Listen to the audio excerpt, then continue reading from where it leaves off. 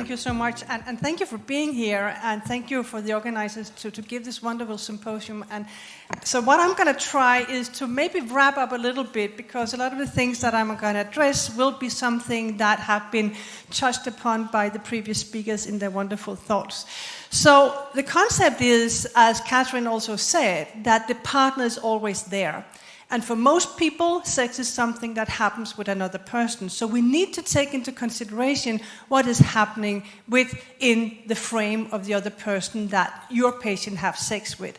And as Catherine also said, it's really a challenge for many of us as physicians or therapists that we only see one individual, but the other one is always there. No matter what we do, the other one is always there. The partner is there, as you so nicely told us. So this is just a way to say that we need to take this into our considerations. These are my disclosures. I don't have any conflict of interest with the present talk I'm going to give today. But we heard Emanuela so nicely say that when we talk about sexual health, there are so many biopsychosocial factors that have an impact on the sexual health of both men and women.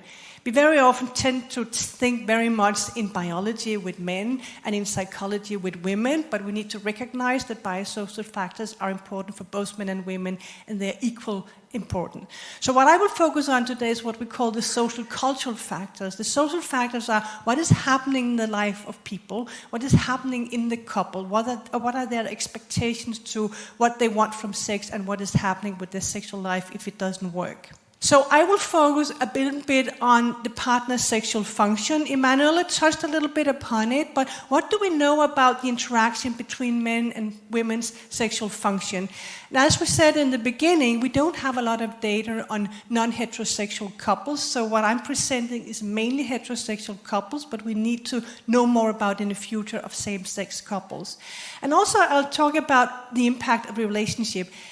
I get so surprised when I see patients referred for erectile dysfunction or low desire in women, and they come to you and they say, you really need to help me, I need a pill. And when you talk to them, you find out that they have really a relationship where they are not able to communicate about sex, they have a terrible fight about economy or about the children, they don't have time for sex, and they come to you and think that you can cure that with a pill.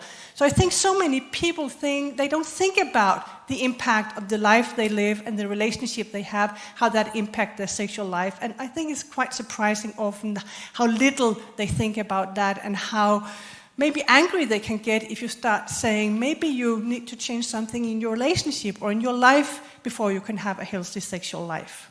So first of all, the role of the partner in the other partner's sexual dysfunction. This is an old Swedish study which is actually very nice. So they asked women that had sexual dysfunction, or they calculated how is the risk increased for the woman to have a sexual dysfunction if the male partner has a sexual dysfunction. First of all, they showed, as you can see, that the relationship with the partner is a major risk factor. If you have a bad relationship, there's also a huge risk factor that you don't have a good sexual life. It's not rocket science, but people forget it. If the partner has erectile dysfunction, the women will start complaining about not having desire because they think something is wrong with me, or you don't get the reaction. If you want to have sex and the male partner is responding, you don't see an erection, you lose desire for it because it's getting complicated. It's something that might create conflicts or sorrow in the relationship. And also it becomes more difficult for her to have an orgasm because maybe she doesn't get the stimulation she really likes to have. If he has too early ejaculation, she never gets there, he finished, and she doesn't even get a climax because he never goes there. And if he had delayed ejaculation, it's difficult for her to keep the lubrication on because it takes so long time. Another study that was carried out when the PD-5 inhibitors were introduced were the one that, what is the effect of erectile dysfunction? And here you can see that women describing the frequency of their sexual activity before the man had erectile dysfunction and after. Again, it's quite understandable that's how it is, but it goes down. Frequency goes down. So as Catherine talked about, suddenly something is missing. It's not only the empty bed, it's not only we're missing having the regular intercourse, but they also miss the intimacy that comes with the frequency or the often having sex with the partner. So you can see that if it's before and after, the man had erectile dysfunction, where the blue ones are before and the purple ones are after. Also, when they looked at all the domains that were affected in the women, where the man had erectile dysfunction, you can see it's all domains, it's desire, it's arousal, and orgasm. So nothing goes untouched about by the impact or by the dysfunction that the male partner has. And also, you can see that then if they treated with PD5 inhibitors, you can see that the blue ones are the one where they were treated with PD5 inhibitor for the erectile dysfunction, and the purple one were non-users. But still, the one where the male partner has been treated with PD5 inhibitors, the women, only about 50% of them said they had an improvement in their desire. So something else is going on. It's not only a pill you can give and then everything is solved. A focus that has been a little bit less is actually the other way around. We always tend to think that males they're not so much influenced about how's the partner functioning, but they actually are, but we don't have that many studies on that. But this is an analysis where they looked at the opposite way. What is the impact of the female partner having a sexual dysfunction on the male function? And as you can see, there's an increased risk for men of having sexual problems if the female partner has a problem. And there's especially an increased risk in erectile dysfunction and premature ejaculation, again saying that, of course, they are experiencing what is happening. If the woman has pain and you know she has pain, maybe you try to finish very quickly, so then you have premature ejaculation. You lose the erectile function because you can actually feel that the partner really doesn't like this. So there's always this interaction within the couple. So one thing I really would like to give as a take-home message is a study that was done in Denmark where they asked men and women, more than 40,000 men and women, do you have the same level of desire as your partner? And you can see that the total ones, the population, are the blue ones, men are the purple one, and the yellow ones are the women. And as you can see, about 30% of the population in this study said that they had the same level of sexual desire. And then more men, this is no surprise, than women said they had more desire than their female partner. And the opposite, more females said they had less desire than their male partner. But what is happening when people have been together for a long time? Maybe this is changing when they go to the menopause and the andropause. So maybe the pattern is changing. Maybe they had the same level of desire, and now one of them have less desire. And this is not pathological. I mean, this is quite natural, but there's a change in the dynamic. Maybe he used to be the one taking the initiative, and suddenly he stops doing that, and then something happens because the normal script they have, the normal way they do it, is different. So it's also to say that it's not always pathological that you have different levels of desire. Many people have that, but if there's a change, people really sometimes think, now something is really wrong. And it goes a little bit back to your last patient where he comes and say, make her having sex again. I mean, you need to talk about different levels of sex. It's not a dysfunction, it's different levels of sexual desire. But maybe it's the change that really what bothers people. The other aspect is the role of the relationship. So it's not surprising that we actually have a lot of studies showing that sexual function is so much depending on how satisfied are you with your sexual life. So maybe it's changing, maybe it starts hurting, maybe it's more difficult to have erectile function, maybe it's more difficult to have an orgasm. And it also goes with the relationship satisfaction. So if people are not satisfied with the relationship, very often you can also see it in the bed. So how is the intimacy? How do they communicate about sex? There are several level studies showing that if people are not very good at communicating about sex, which is what you see in your practice, Catherine, then they can't solve the problem. Then they go to the office and say, I don't know what to do. I can't talk to my husband about this. I can't talk to my wife about this, because they don't have the words. They don't know how to communicate about it. And all the unresolved conflicts, they go with you into bed. So if you don't have a way to solve your conflicts in a relationship, very often you will also have them when you go to the bedroom. So this is a nice Japanese study where they ask women how satisfied or how good they felt their relationship were, and then they scored them on the FSFI, which is a scale that measures sexual function in women. And you can see that they go together. If the women said they had a very bad relationship, they had a very, very, very low score on the FSFI, and the better the relationship is, the better was the score were. So this really shows that we need to take into account when talking to both men and women, how is the relationship? How do you communicate about sex? And another thing that also is quite interesting is why is it that people don't have sex? You give vaginal estrogen and say now you don't have your atrophy symptoms anymore, or you give a PD-5 inhibitor and say now you can have sex, but people still don't have sex. Maybe you cured the function, maybe you made the function better, but something happens. And this is a study where they looked at the reasons people gave why they didn't have sex. And you could see people said something happens in me. I'm not in the mood. I didn't want to. I was too tired.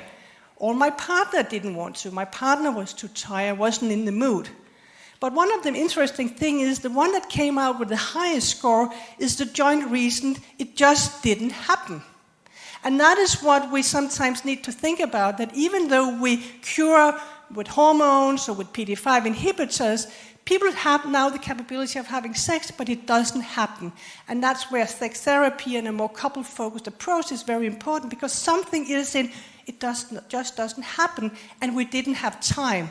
I mean, if you want to have time to see your friends, you make time, but very often people find it very difficult to make time to have sex because there's so many difficult and dangerous things that goes on there, so maybe it's easier not to find the time or just not make it happen. So how do we address the sexual health of the couple?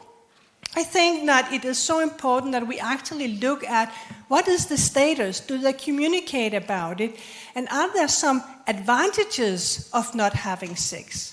And what are the disadvantages? We can always see the disadvantages because we think sex is something that all people would like to have, but there might also be some advantages in not having sex. But just think about that. Again, have you spoken with your partner about the problem? How does the partner feel? Sometimes you get patients where the partner comes and says, my wife starts crying every time I can't have an erectile function, an erection. Then it's very difficult to have an erection if you know if you don't get it, the wife is going to start crying, or my husband says he's going to leave me because I don't want to have sex. So you really need to find out what have they spoken about and what concerns did the partner express about the problem and also about the treatment. Some women are so afraid of the man having PD-5 inhibitors because they think he's going to die when they're in bed. That's not very fruitful for your sexual life. So you need to find out what is happening and what are the concerns they have. And then you can ask, how would you feel about bringing your partner into the clinic next time so we can discuss the situation together? Sometimes it's also good to hear the doctor say, no, nothing is wrong with you. I mean, don't blame her because this is maybe a natural thing that's happening. And what do they want? What change do they want? Where do they want to go? And what would they like to stay the same? And would they like to do something new? And what can they do themselves, individually and together? And what must be accepted? Because we have to accept that when we get older, things are changing. So sometimes we have patients saying, when I was 18, I only had to think about sex, I had an erection. No, but you're not 18 anymore, so you need to recognize that you need something else. You need to recognize that something is changing. So I think that if we then focus on how do we make the treatment, I think the most important thing is what is the goal? And do both of them have the same goal? Sometimes one will say, we need to have more sex, and the other one would say, I really just would like to have intimacy, I just want to be close to you. We don't need to have intercourse. So we need to find out if they have the same goal, else it can be quite difficult to treat them. So is the goal intimacy? Is it intercourse? Is it orgasm? Is it more frequency? Is it just being able to talk about sex? Is it something completely different? Also, you need to talk about how do you communicate about sexual needs. You focus on couples that have been together for a long time. Sometimes it can be very, very difficult if you have been doing the same for years and suddenly something is changing and then you need to do something else. And you need to say, what we have been doing the last 5 years, actually I didn't like it very much. People like their partners, so they don't want to hurt them. So it can be very, very difficult to communicate about sex. And what is the dynamic? What are the conflicts? Do they fight all the time? Are they afraid that they're going to have another partner? Are they afraid they're going to leave each other? Sometimes it can be very difficult to start the therapy because what if it doesn't work? Are we then going to split up? Because now we know it doesn't work. So it can be very, very dangerous to start changing things. And then you would have a focus on enhanced sexual function and intimacy, because you cannot only enhance sexual function, you also need to enhance intimacy and increase the intimacy, because very often the intimacy is also gone. It's not only the function that's gone. So the take-home messages are that it is very important, as we heard before, to think the partner into the treatment when we address sexual problems. It is very important to explore the role of the partner. Is the partner actually working against it or with the person you have in your consultation? And it's very, very important to introduce the involvement of the partner to make the patient you see aware that the partner has a role. And then you can start the couple-based approach where you can put a focus on information and education.